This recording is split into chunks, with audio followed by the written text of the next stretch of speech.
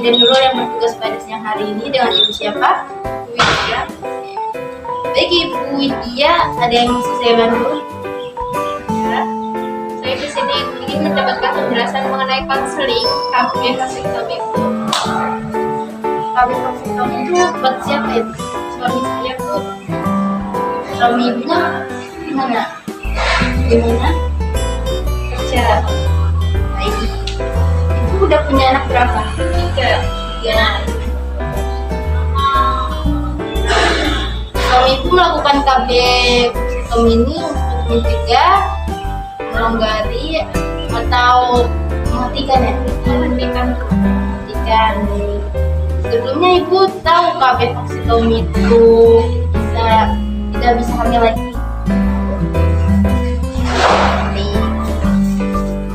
Ini libatnya ibu, saya akan jelaskan.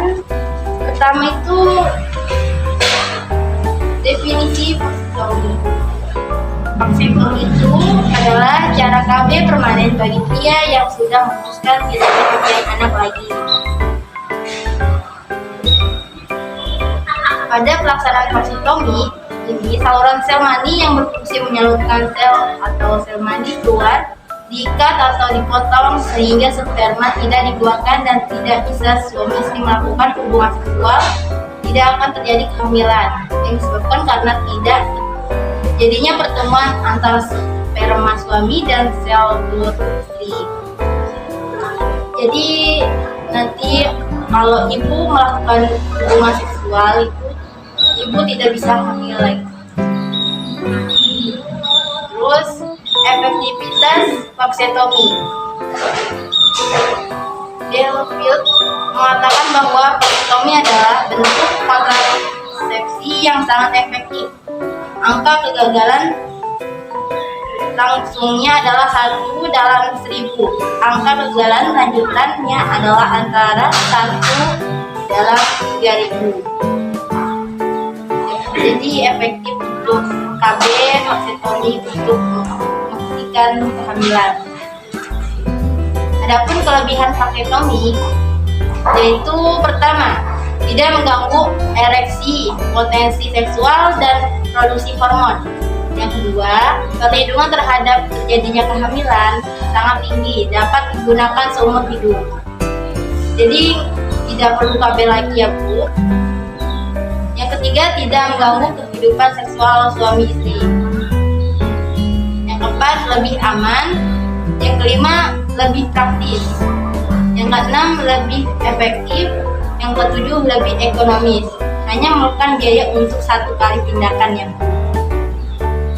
Adapun kelemahan vasektomi, yang pertama harus dengan tindakan pembedahan. Yang kedua, walaupun merupakan operasi kecil, masih dimungkinkan terjadi komplikasi seperti pendarahan dan infeksi. Yang ketiga, tidak melindungi cara lain dari penyakit menular seksual. Yang keempat, masih harus menggunakan kondom selama 20 kali ejakulasi. Jadi jika ibu dan suami itu mau melakukan hubungan seksual itu harus menggunakan kondom ya Bu selama 20 kali ejakulasi ya Bu. Yang kelima, jika istri masih menggunakan alat kontrasepsi, disarankan tetap mempertahankan selama 2 bulan sampai 3 bulan sesudah suami menjalankan vasektomi. Jadi setelah suami ibu melakukan KB vasektomi, ibu wajib menggunakan kontrasepsi selama 2 bulan sampai 3 bulan ya Bu. Yang keenam, klien perlu istirahat total selama 1 hari dan tidak bekerja keras selama 1 minggu. Jadi suami ibu minta izin atau cuti di pekerjaannya ya Bu. Terus persyaratan vasektomi. Yang pertama, sudah merasa cukup jumlah anak dan dalam keadaan sehat ya Bu. Itu ibu udah cukup anaknya segitu? Yakin? Iya. Nanti takutnya ibu tadinya ibu mau nambah lagi, udah? Mbak, sudah cukup. Soalnya ekonomi ini kan sudah cukup. berkehendak sendiri mendapat persetujuan dari istri. Itu persetujuan bersama ya kan Bu? Persetujuan bersama. Oke. Yang ketiga, dalam kondisi keluarga yang harmonis. Harmonis. Yang keempat, Pasutri dalam keadaan sehat. Sehat semua kan? Ya. Yang kelima, usia istri minimal 25 tahun. Tadi Ibu usianya berapa? 25. Oh, betul. Bisa. Adapun selanjutnya kontraindikasi vaksintomi ya Bu. Yang pertama, penderita hernia. Yang kedua, penderita kencing manis. Yang ketiga, penderita kelainan pembekuan darah. Yang keempat, penderita penyakit kulit atau jamur di daerah kemaluan. Yang kelima, tidak tetap pendiriannya karena memiliki peradangan pada buah cakar. Yang ketujuh, injeksi di daerah testis dan penis. Yang kedelapan, hernia. Yang kesembilan, perikokel. Yang 10, buah jakar membesar karena tumor. Yang 11, hidrokel atau penumpukan cairan pada kantong jakar.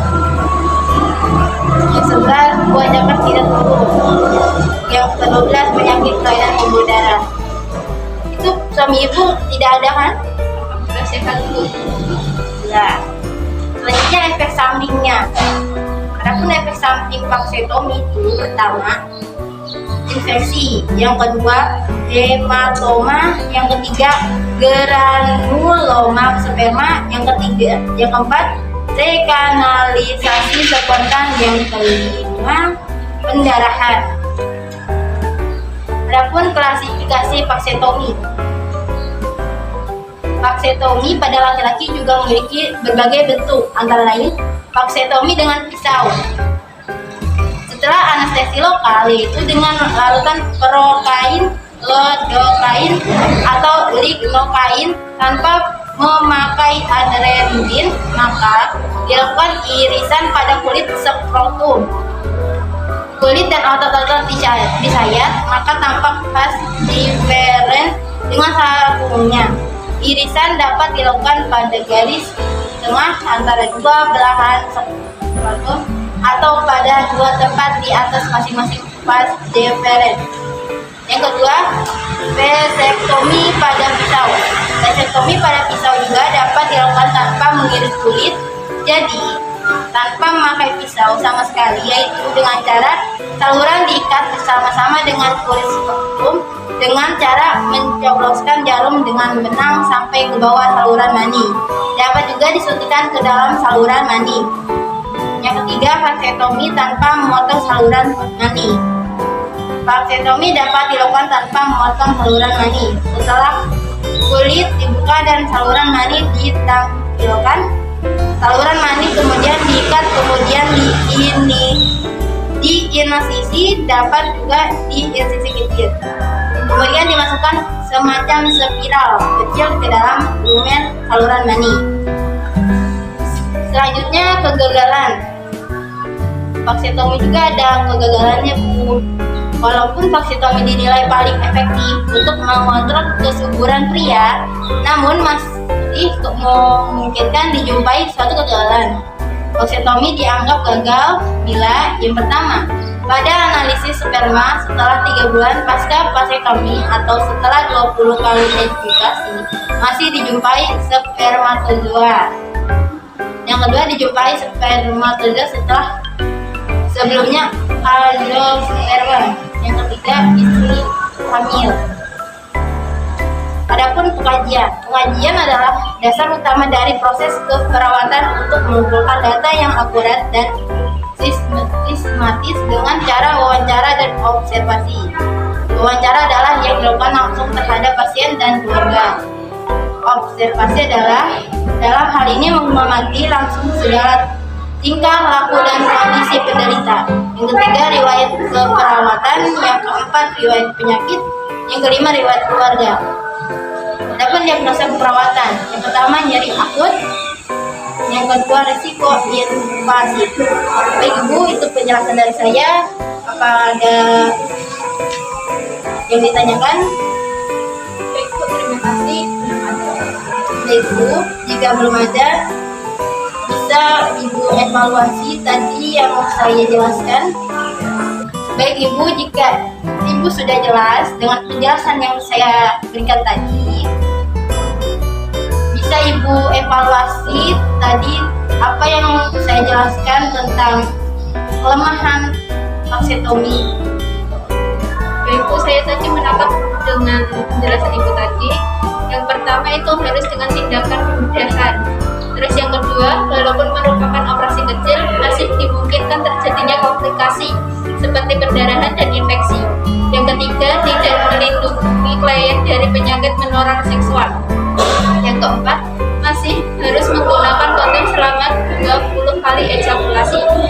Yang kelima, jika istri masih menggunakan alat kontrasepsi, disarankan tetap mempertahankan selama 2-3 bulan sesudah suami menjalankan vasektomi.